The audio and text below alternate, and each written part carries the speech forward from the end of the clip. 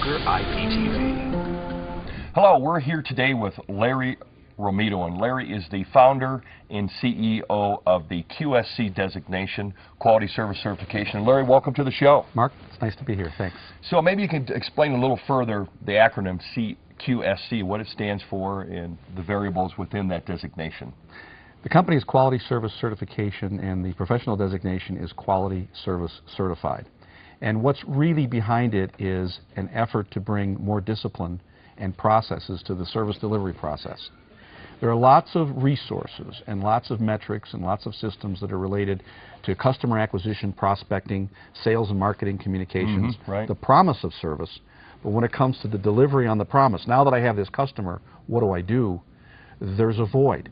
Not only is service different from company to company in the marketplace, it's different from office to office in the same company, it's different from agent to agent in the same office, and frequently it's different from morning to afternoon with the same agent. Well, isn't that the truth? So tell me, what's the age of the designation? When was this founded? We founded it officially 11 years ago, though it's been a passionate subject of mine for over 20 years in the industry. And the genesis of it is simple. Consumers do not feel great about the service that we provide because of the inconsistency, the lack of accountability, the reliability, and the lack of responsiveness. And as real estate professionals, we are, unfortunately, obsessively focused on sales and production.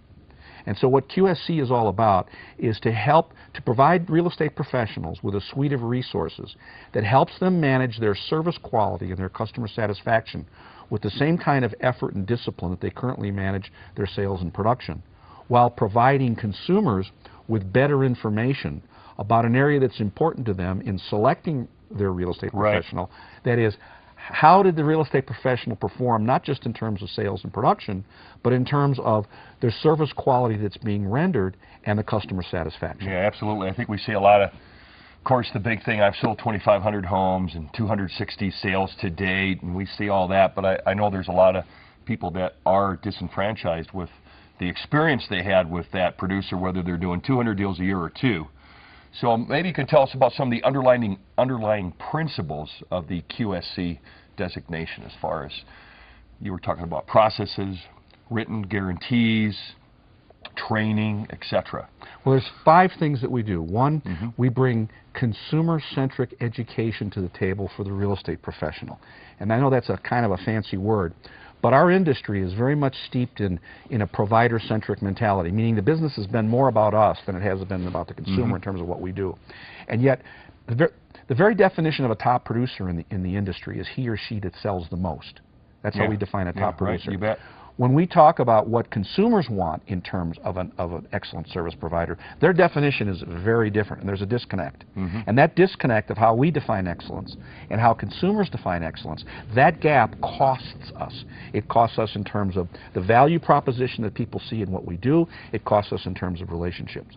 So one of the fundamental things that we do is we help real estate agents and owners better understand what does a consumer-centric service process mean, and where and how and when does what we do fall short.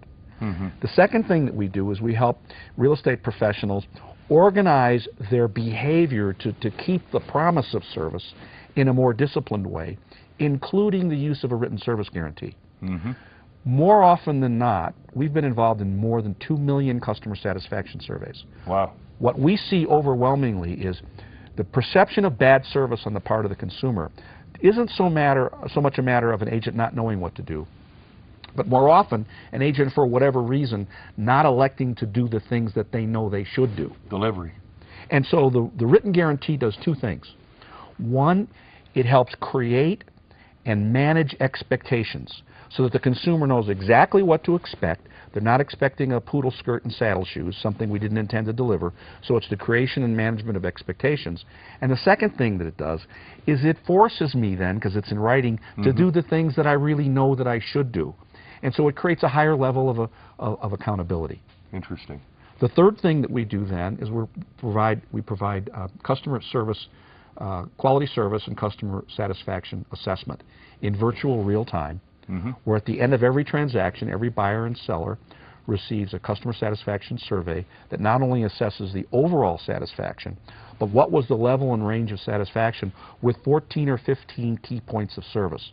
So that if the agent has a satisfied client, but not a very satisfied client, they can now look at all the different areas where they have an opportunity to improve. We independently validate that information. So it's the things that agents are doing well get reinforced.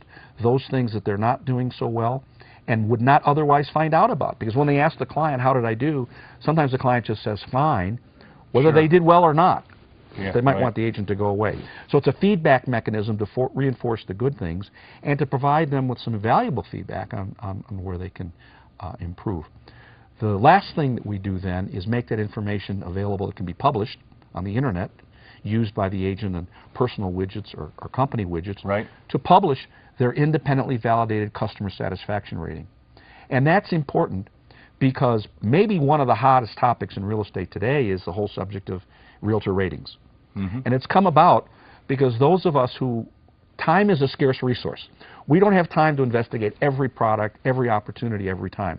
So increasingly as consumers, we're looking for shortcuts. Absolutely. How can I take advantage of other people's experiences? How can I take advantage of independent assessment of quality, whether you're choosing a restaurant through Zagat's or a hotel through TripAdvisor or a car through J.D. Power?